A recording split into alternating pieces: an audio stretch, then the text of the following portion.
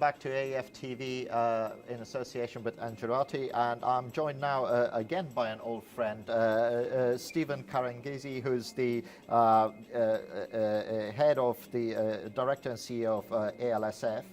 And Stephen, we've got to stop meeting once a year, right? We must break the habit, at least break it up, right? To 6 months maybe. I agree, totally agree. So Stephen, always a pleasure to have you in. You know, those of you watching may or may not know what ALSF does, but you afford legal support within the sector. And again, we will weave in your work during the interview. But when I was talking to you off air a little bit, and you know, I was saying that for the first time I'm hearing energy ministers talk about the entire value chain. You know, the generation sure is a key mix. Traction is there. Heaven forbid some projects are already breaking ground, right? Yes, so that's good. Very different to our first conversation, right, 4 years ago. So that's good. But again, the ministers are saying, well, none of that is any good if we don't get the power to where it needs to be. But so we've got generation, we've got transmission and distribution, and then we've got the off-grid conversation, because that sometimes gets things done faster than a traditional mix. Yeah. So if we go through those in order, on generation, even though there is traction, there is still a sticking ground. There's still inertia, as you say, in the last mile, and that's where a lot of your work comes in as well. Can you just describe how where the inertia is and how you're helping to push it along a little bit? Yeah. No, thank you very much, and a pleasure always to meet you. I think the whole point about the last mile in terms of generation is that everybody admits that there is no sufficient public capital to invest in generation anymore to meet the growing demand in Africa. So the only alternative is to attract private capital. To attract private capital means concluding credible, stable deals with the private capital. But private capital means they've mobilized it off the market, and they have a short time in which they can invest it. Unfortunately, concluding deals with governments tends to take too long. So we come in at the end by providing the best services possible to the government so that they can negotiate with the private investors to conclude the necessary deals for generation. We see this in many places. Wherever we have provided the support, it has enabled the parties, that's the governments and the private sector, to conclude the deals faster because they are sure that they are negotiating on a because that's really, really important, because there are investors who say to me and say, look, you know, we have had cases where everything's been agreed, but the deal has fallen apart at the last mile because, you know, people need to understand that investors do also need a certain amount of predictability on terms of deal time scales, you know, otherwise the money goes off the table. That's the whole challenge, and the whole point is that there are different reasons why there is a delay at government level, but everybody recognizes that capacity is one of them. So what we do is provide that capacity to bridge the relations between the two and narrow the issues of contention and conclude the deal as fast as possible. Our experience is that every government appreciates it and enables them to conclude the deals as fast as possible. So Stephen, we've talked about this in the past, though, again, and you know, more and more, you know, we had the minister for Zambia just 2 interviews ago from you saying that, look, increasingly myself and my colleagues are all saying the same thing. We're converging towards the same objective, having a distributed generation mix, etc., and so on. You know, surely we must be close to getting a point where there's also a blueprint for that last mile so that it doesn't get bogged down. You know, and I remember in the last interview, you and I talking about having sort of standardization of documents, standardization of things.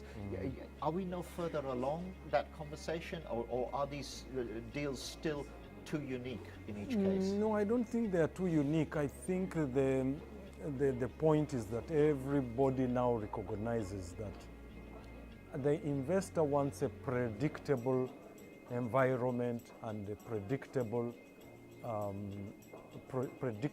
conclusion of the deal.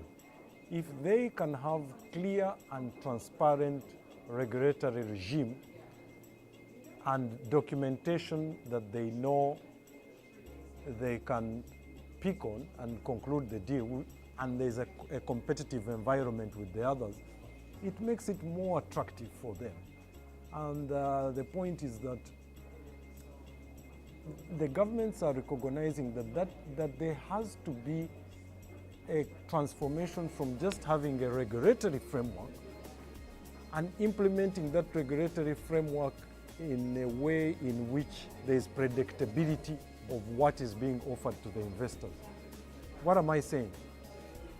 The challenge is sometimes capacity at the regulatory level to ensure that there is consistency in what you are offering the investors. And a little, you were saying this off air, right? Yeah. No point writing a regulatory framework Exactly. if you can't implement it. Exactly. So Yeah. you bring those implementation challenges to life, because Yeah. I hear, a lot of ministers, at least publicly to me on air, saying that we are keen to have an independent regulatory environment. Yeah. We're keen to have an independent framework. Exactly. And we've written it. Yeah. Great, you've written it. I know. But how do Yeah. you implement it? Okay. Are you able to help with capacity issues on that side as well? Yeah. I think I can best illustrate it with an example of what we have done in what country. We found the country had a regulatory framework, but was having challenges in implementing it. So what we did, we provided them with capacity to develop a toolkit for all the aspects that relate to the regulatory framework. So the toolkit gives illustrations and steps for what should be done in terms of what they should be offering the potential investors, the issues that they need to clear, so that once they have this checklist, and of course a standard power purchase agreement that would be on the table and is clear, what will be the tariffs available, what is the range. So once we developed that toolkit, it became so easy for the country now to be able to implement the regulatory framework that they had in place. So we see that very important. And then of course provided capacity to the existing staff of the regulatory authority to be able to use that toolkit to complete the regulatory framework. Now Stephen, let's stay with regulation for a second. And the reason why I want to stay there is because one of the other narratives that is coming through, which doesn't surprise me, I'm sure it doesn't surprise you either, is this conversation about off-grid, and being able to facilitate that, because it allows you to get power to the right places, sometimes a whole lot faster than a transmission line and so on.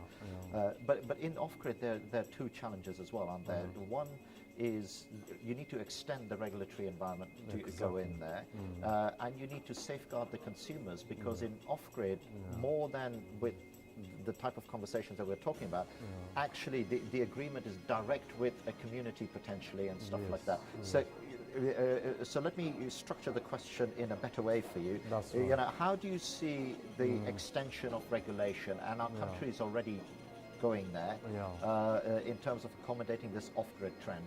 I think the first thing is, which is exactly more or less what you started with, there has to be recognition that off-grid has to be treated differently from the traditional generation and then transmission to consumers, because you are basically trying to reach consumers that probably can't afford the electricity at the commercial rate. So the state has to intervene for development purposes, which means creating a different kind of regulatory framework which can still attract investors. And the only way of doing that is having standard documentation for bidding, for offering in terms of what you're investing, and then for the off-taker, which is the communities, which is different from the traditional one, and which means having standard documentation, usable documentation that can attract the investors. So it comes back to the same documentation I was mentioning, because the challenge remains the gap between having the regulations and transforming them into attracting the investor is always too long, and the investors don't wait.